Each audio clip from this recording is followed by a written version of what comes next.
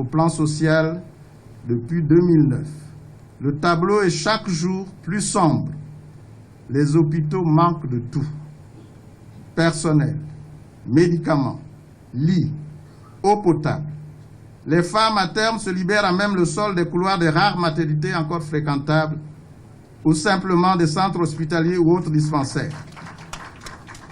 Les personnels sont au bord du désespoir.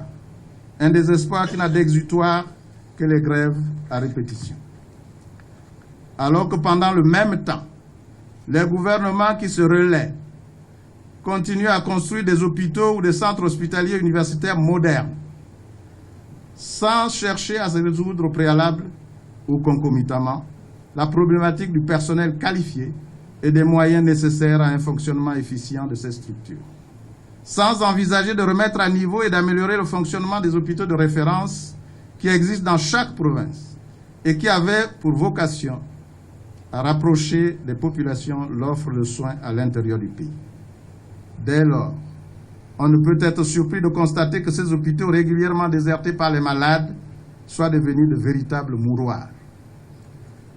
L'insalubrité structurelle, l'assainissement rudimentaire des espaces de vie, les fournitures d'eau potable et d'électricité devenues séquentielles, l'habitat resté très sommaire pour la majorité des compatriotes en raison du déficit toujours croissant en logements sociaux, aggravé depuis 2009 par des promesses non tenues de construction de 5 000 logements par an, constituent à travers le territoire national des terreaux particulièrement propices au développement des maladies endémiques, à l'instar du paludisme qui continue à décimer nombre de nos enfants.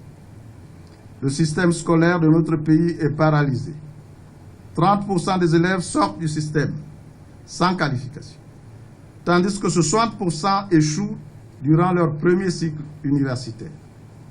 L'école publique, autrefois berceau d'un enseignement de qualité et moyen le plus noble d'accéder par le mérite à la réussite sociale, n'est plus que l'ombre d'elle-même.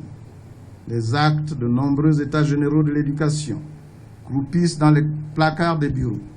Les réformes deviennent la marque de fabrique de nombre de ceux qui ont eu à diriger le département ministériel en charge de l'éducation. Les conditions de travail laissent à désirer. Les salles de classe sont surchargées. Les vocations d'enseignants deviennent exceptionnelles. Pour tenter de masquer l'insuffisance chronique des salles de classe et des établissements face à l'augmentation des effectifs, les différents gouvernements, en dépit de nombreuses promesses, n'ont recours qu'à l'idée géniale de transformer certains établissements affectés au cycle primaire, initialement, en collèges et lycées, aggravant ainsi la problématique de la scolarisation de nos enfants dans les établissements publics. En pleine année scolaire ou universitaire, il ne se passe pas un trimestre sans que les enseignants ne manifestent contre leur gré pour réclamer des salaires décents et des moyens qui leur permettent d'exercer dignement leur métier.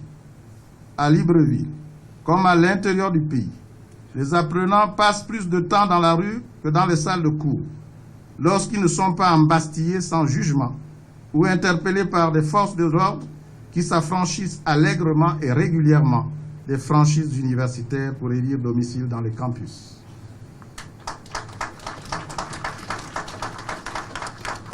Ainsi, et malgré les performances souvent aléatoires et des frais de scolarité hors de portée pour de nombreuses familles aux revenus modestes, l'école privée, dont nombre de promoteurs sont de surcroît souvent des hauts cadres de la nation, est devenue plus que jamais, d'année en année pour les parents, et ce au prix de sacrifices suicidaires, la seule voie de salut souvent illusoire pour leurs enfants.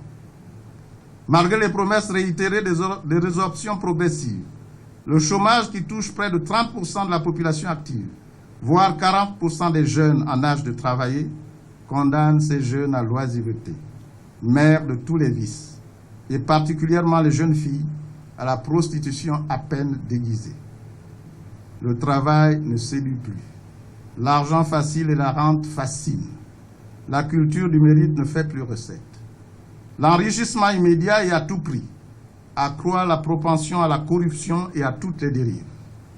Comble de l'abomination, le commerce manifestement lucratif des organes humains à des fins mystiques prospère comme jamais auparavant. Et les crimes crapuleux qui l'accompagnent plongent de nombreuses familles dans l'exaspération. les procédures judiciaires initiées essentiellement par ces familles et rarement par la puissance publique n'établissent quasiment jamais la matrice des responsabilités, ne servent que d'exutoire à une impunité institutionnalisée et pour cause.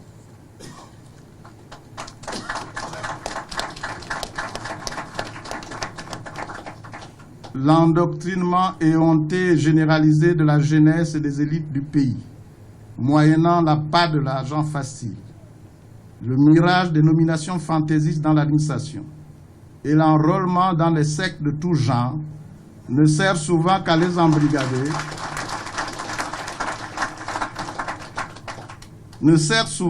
embrigader, pour la défense aveugle d'intérêts partisans, si ce n'est à couvrir des pratiques d'un autre âge et des déviances morales dégradantes. On peut alors légitimement s'interroger sur la pertinence des conclusions de nombreux rapports et études réalisés par différents organismes ou institutions depuis 2012, qui ne cessent de créditer le Gabon d'être sur le chemin de la bonne gouvernance. Alors qu'en matière de développement humain, notre pays progresse en réalité moins vite que d'autres pays, qui ont moins d'atouts. Car malgré l'évolution de son indice, qui est passé de 0,662 en 2010 à 0,674 en 2014, le pays régresse dans la même période du 93e au 112e rang mondial. Alors que certains de nos indicateurs sociaux nous alignent au rang des pays les moins avancés, bien que paradoxalement le produit intérieur brut par habitant reste relativement élevé, presque 8 800 $ US, et nous situe dans la catégorie des pays à revenus intermédiaires. Alors que l'audit du Trésor public gabonais, réalisé de février 2014, a dévoilé un vaste système de détournement dont se seraient rendus coupables depuis des années des hauts cadres de la République et des chefs d'entreprise. Dans ce climat, la paix et la stabilité apparente qu'on observe ne sont que la résultante d'une réserve encore contenue, très culturelle d'un peuple fondamentalement pacifique et qui donne l'impression d'être ivre d'un envoûtement collectif.